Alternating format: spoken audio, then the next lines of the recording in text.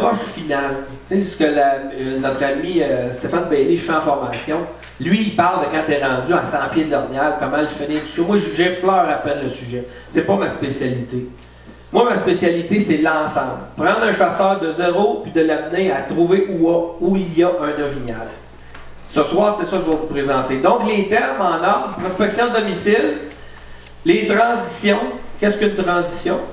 Différents types de sites nourriciers, les sites de ravage, ravage d'orignal, localisation de suites nuptiales, ce qui est en quelque sorte aussi des sites de rue, la nourriture des orignaux, identification des plateaux, le langage de l'orignal, le cadre, les signes, la chaleur, les sites de repos, sites de jour. Il y a des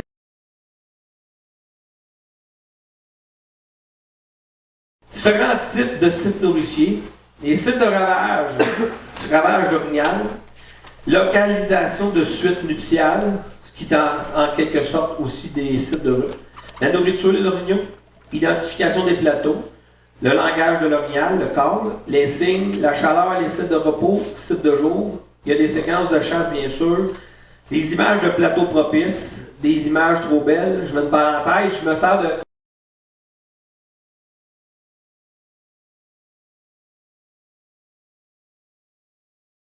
Vous allez vous fatiguer assez rapidement pour ça. La plupart des gens ont leur journée dans le cadre. Puis là, vous allez tomber tranquillement en mode divertissement. Puis en mode divertissement, ce que je dis, vous allez en retenir peut-être 10%. Mais à un moment donné, je vais vous le dire, ça, notez ça. C'est des éléments de clés qui vont faire en sorte que ça va vous aider. Moi, je considère que c'est important.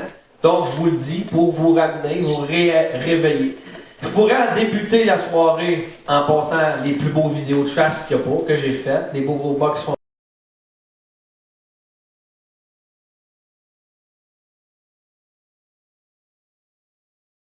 désuète selon moi, parce que beaucoup plus difficile à travailler, c'est immense. Il y a un maudit gros paquet de codes après ça. Un chasseur ou un connaisseur moyen ou débutant de 4 regarde ça, puis capote. C'est un peu comme de l'algèbre, quand on arrive en algèbre au secondaire, on n'aime pas ça, c'est trop compliqué. Il y a des raccourcis de cartes. Je la recommande, cette carte-là qui est à l'écran, c'est la carte qui a été élaborée par TrackMap. On voit ici le logo de TrackMap. Le plus grand défaut de ces deux types de cartes-là étant le suivant. Une carte éco-forestière papier, lorsqu'elle vous est livrée, elle a 5 ans de retard au niveau des mises à jour. C'est 5 ans. 5 ans, s'il y a eu un brûlis il y a 5 ans, c'est majeur. S'il y a eu un chablis, s'il y a eu une épidémie, s'il y a eu une cour forestière, nommez-en les facteurs. 5 ans, si on prend cette carte-là aux 5 ans, elle est mise à jour, et là, on fabrique cette carte-là. On est peut-être rendu qu'une carte qui a 7 ans. L'autre, la EQHO, c'est la même affaire. Donc, on part avec une prospection de chez nous, avec une carte qui a 7 ans de retard sur notre terrain. Ça change un couvert.